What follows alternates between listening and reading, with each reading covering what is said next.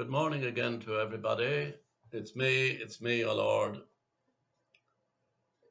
Greetings to everybody across the lovely island of Anglesey in this morning. It's Friday morning.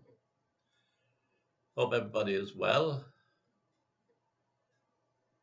And for those who are unwell at home, in care homes, I've discovered now there's something like 25 care homes, residential care homes here in Anglesey.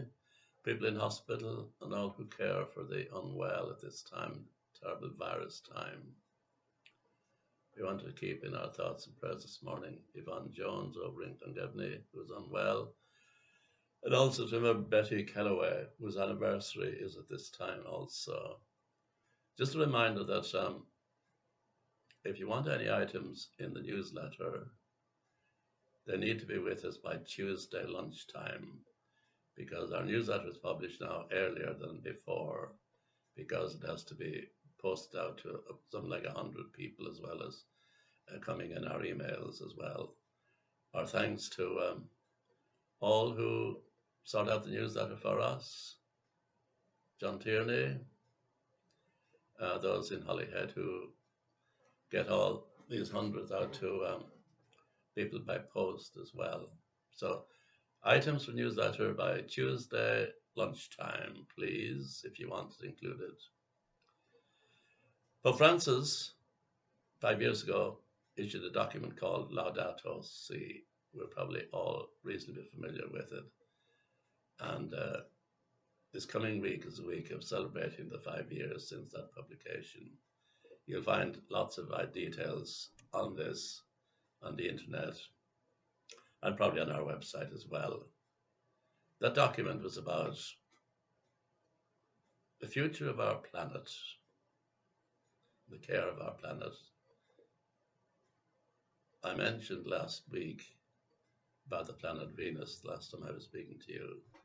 What happens on Venus is exactly what happens when, on a very hot day, you go and open your car door and all the windows are closed and you get this burst of hot air coming at you.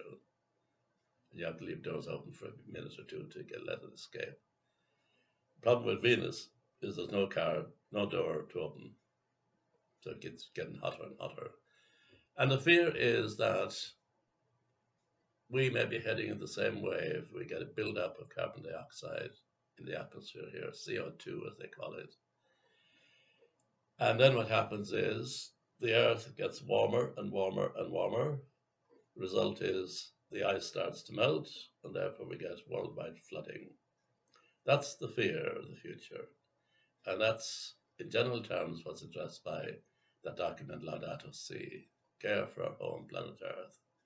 It's such a precious place. We mustn't destroy it. Coming back to the virus, I read 2 articles actually in this last week's tablet. One of them is by a Catholic bishop in South Africa. He's a Redemptorist, same order as Dennis McBride. Interesting, he says in this article, I hope that as time goes on, we can start to discern what the experience of this pandemic calls for from the church in terms of vision, in terms of mission, in terms of ministry. We are living primarily a sacramental model.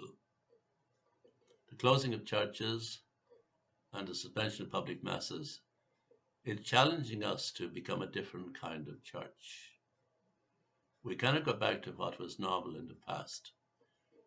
We must be a church which is more inclusive of the destitute, of those who are suffering in so many ways, the victims of violence against women and children, and all those who are stigmatized or suffer discrimination.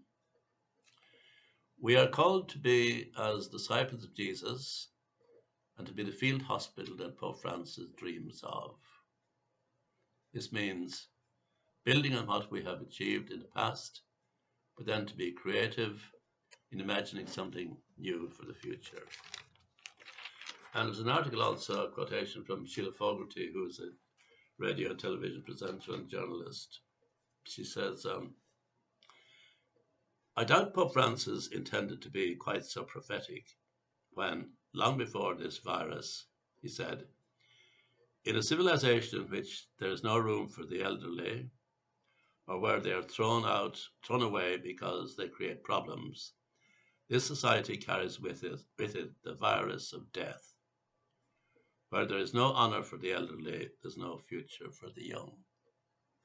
How about that? That's good. We'll be a different church. We'll be a different church.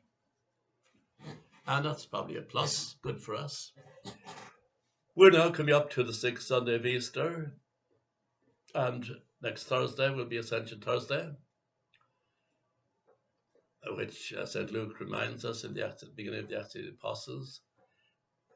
He says that Jesus met with these people after resurrection for about 30 days, 40 days,